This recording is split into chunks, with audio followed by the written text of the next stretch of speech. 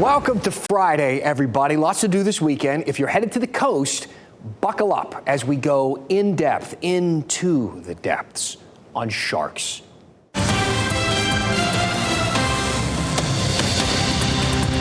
It's safe to say it's been a very sharky few weeks with some scary headlines out there. 2 attacks happened back-to-back in Florida, for instance. 3 people bitten, 2 with critical injuries. 1 person lost her arm. In Hawaii, a professional surfer died from a shark bite. In San Diego, a shark bit a swimmer, causing the beach to close there for a few days. And here in North Carolina, just last month, a shark bit a 14-year-old boy on the leg at North Topsail Beach. My grandma was holding my hand, and I was like, I'm not gonna be okay. I'm gonna lose my leg. How awful and how scary for that kid and for everybody watching at home. So, how can we protect ourselves? The fire chief also says after the attacks, lifeguards there at the beach were encouraging people to stay out of the water or at least only go in knee deep. Okay, knee deep water, that feels safe. That's where I spend most of my time anyway. It's where my kids play. It's also where people shot this video in Florida showing a couple of sharks who didn't seem to get the knee-deep memo. Same goes for a shark that bit another teenager on Wednesday in Florida, the 4th in a week. The report says the teen was standing in knee-deep water in Daytona Beach shores when the shark bit his left foot. So I ask again, what can we do? Well, the odds can make us feel a little better. Experts always want us to look at the odds. So what are the odds? Well, the odds of being killed by a shark are about 1 in 4 million. So you have a better chance of dying by fireworks or a lightning strike. Heck, the real danger is the water at the beach and the rip currents. In the last 23 years, 184 people have drowned in rip currents at the North Carolina coast. There have been just 10 fatal shark attacks in North Carolina in the last 160 years. That is a really teeny tiny percentage when you consider the millions of people who have gone to the beach over that same 160-year time frame. If you look at the most visited beach states in the country, North Carolina is number 4, behind Florida, California, and Hawaii. And coincidentally, the Carolinas also rank number 4 in shark bites. The math is pretty simple. The more people you put in the water, the more likely it is that we're going to bump into the stuff that's out there in the water. And there are lots and lots and lots of sharks in the water. Think of it this way. Every single time you step foot in the waves, there's a shark swimming in that area.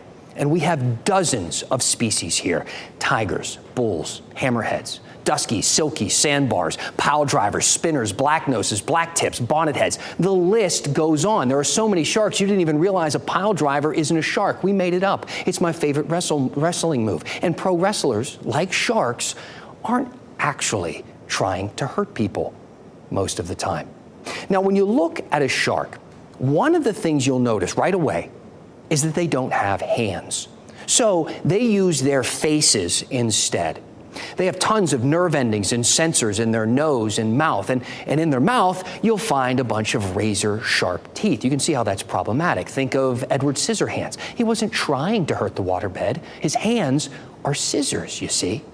Which is why a shark researcher at UNC told me that scientists actually prefer the term shark bite instead of shark attack. Attack implies intent, and sharks aren't swimming up and down the coast intentionally taking little Costco samples out of people's legs. They are really quite risk-averse animals. And so when these bites happen, whether or not they're trying to sample a prey item, I doubt it. They're just trying to do what they typically do out in nature, which is feed. It's just that 99.9% of the time, and even more than that, the cues that people are giving off are not the cues that sharks are attracted to. 99.9% of the time. So you're telling me there's a chance. Well, what can we do about the other 0.1%? Well, Australia uses big mesh nets out in the water. Sounds great, doesn't really work that well. The government there even admits nets do not create a total barrier between swimmers and sharks, and many wildlife groups complain that the nets hurt endangered species. How about some tech? We're good at tech. Ocean Guardian makes a device for surfers. It sends out an electric current targeting the sensors in a shark's snout, forcing them from the area. A 2018 study looked at the effectiveness of these, and researchers saw some great results. The sharks ate 40% of the bait dropped in an area with the technology, compared to 96% of an area that didn't have the technology. There's also a product called shark bands. You can wear these on your wrist or on your ankle. This technology is similar. It uses those electromagnetic fields to target a shark's sensory organs. A 2022 study found the technology resulted in significantly greater avoidance and reduced feeding frequencies. But more research is needed on those. So, if you really crave that peace of mind and you got a couple $100 to spare, perhaps you could try one of those out. But here is the bottom line. Watching movies and sharing videos online, they amplify that feeling we have of fear when it comes to sharks. Setting up nets, creating a Fitbit force field around you could make you feel a little safer, might even make you a little safer. We do have a few tips to live by. You don't swim at dawn or dusk. If you see some fish in the wake or some dolphins nearby, it probably means sharks are in that area as well. Other than that, I wish I had more to tell you. I really wish I did. Sharks are here. They've been here. They're going to be here for a long time. And life is about calculated risks. And if 4 million or so people actually watch this at some point, one of you is screwed. Let me know what you think. Are you worried about sharks at the coast? Are you a nerd for Shark Week? Send me an email, dan@WRAL.com.